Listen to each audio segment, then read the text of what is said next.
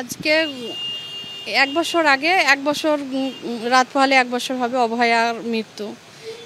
তো ওনার মা বাবা সেই ১ বছর থেকে রাস্তায় দৌড়াচ্ছে, এখন পর্যন্ত ওনারা বিচার পায়নি। তো ওনারা যদি বিচার পেত তাহলে আজ আমাকে এখানে আসতে হতো না, কেন আমার তামান্না তাহলে হারাতো না।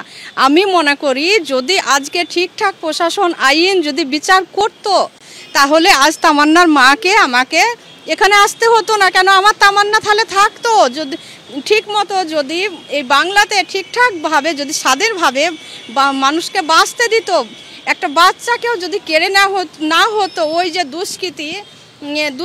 দুষ্কৃতীর দলেরা যে একটার পর একটা অন্যায় করতে আছে, ওদের কোনো শাস্তি নেই, ওদের কোনো শাস্তি হচ্ছে না। ওরা অন্যায় করার সময় কিন্তু একবারও ভাবে না যে আমরা অন্যায় করছি। বিচারের জন্য রাস্তায় বছরের পর মাসের পর মাস, বছরের পর বছর বেড়াতে হয়, বিচার পাওয়া যায় না। ওই জন্য অভয়ার কোনো বিচার হয়নি। আমার ওই দুষ্কৃতীরা ওই এমন করতে সাহস বাড়তেই থাকে। আমার ছোট্ট তামান্নাকেও মারার জন্য ১ মিনিটও ভাবেনি, একবারও ভাবেনি যে ওই তামান্না ছোট্ট, ওকে মারা যাবে না, ও ছোট্ট, ও ফুলের মতো শিশু, ওর কোনো অন্যায় নেই, ওকে মারা যাবে না, ও তো মেরে দিল। তাই আজ আমি এসেছি যে অভয়ে আমার মেয়ে, আমার তামান্না যেমন আমার কোল খালি করে চলে গেছে, কতটা কষ্ট, কতটা মানে আমি বোঝাতে পারবো না আপনাদেরকে আমার কি হচ্ছে। তো আমি এটাই অভয়ার মৃত্যুর জন্য ওর আমি ফিল করতে পারছি যে ওর মা বাবার কি হচ্ছে। ওই জন্য আজ আমি ওর মা বাবার পাশে দাঁড়াতে এসেছি। আজকে ওদের মিছিলে সামিল হতে চাইছি। আমি ওর জন্য বিচার চাইতে এসেছি, আমার মেয়ের জন্য, আমার সোনার জন্য আমি বিচার চাইতে এসেছি। দেখুন, আজকে তো বাধ্য হয়ে আজকে ব্যারিকেডটা ভাঙতে চেষ্টা করছি আমরা, কারণ আজকে যদি আমরা ঠিকমতো বিচার পেতাম এই বাংলায় আজকের এরকমভাবে অত্যাচারিত হতে হতো না। আজকে দেখছেন তো পুলিশ কিভাবে আমাদের সাধারণ মানুষের উপরে লাঠিচার্জ করছে। এটা কি আজকে পুলিশের উচিত লাঠিচার্জ করা? আজকে পুলিশ হচ্ছে দলদাস হিসেবে কাজ করছে এবং এই রাজ্যের পুলিশ হচ্ছে পাছাটা কুত্তা আকাশ, এই জন্য সাধারণ মানুষের উপরে অত্যাচার করছে।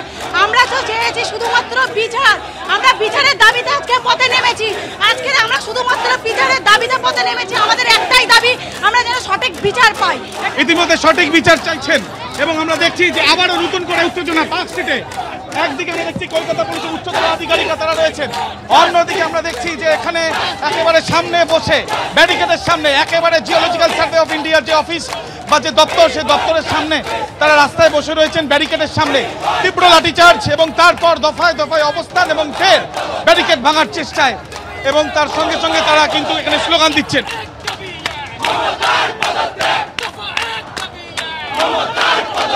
পুলিশ পুলিশ যে ব্যবহার, পুলিশের ওপরে ছি বলার মতো কোনো ভাষা নেই। যেভাবে সাধারণ মানুষের ওপরে লাঠিচার্জ হচ্ছে, আপনারাও আহত হয়েছেন, এইভাবে আপনারাও আহত হয়েছেন। আহত হয়েছি, আমাদের মানুষকে, আমাদেরকে দলের মেয়েদেরকে মারা হয়েছে, আমরা আহত হয়েছি।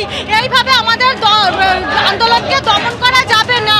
মানুষের আগুন যে মুখে জ্বলে উঠেছে, এই আগুন নিভাতে পারবে না ব্যারিকেড দিয়ে এই রাজ্যের পুলিশ, এই রাজ্যের প্রশাসন।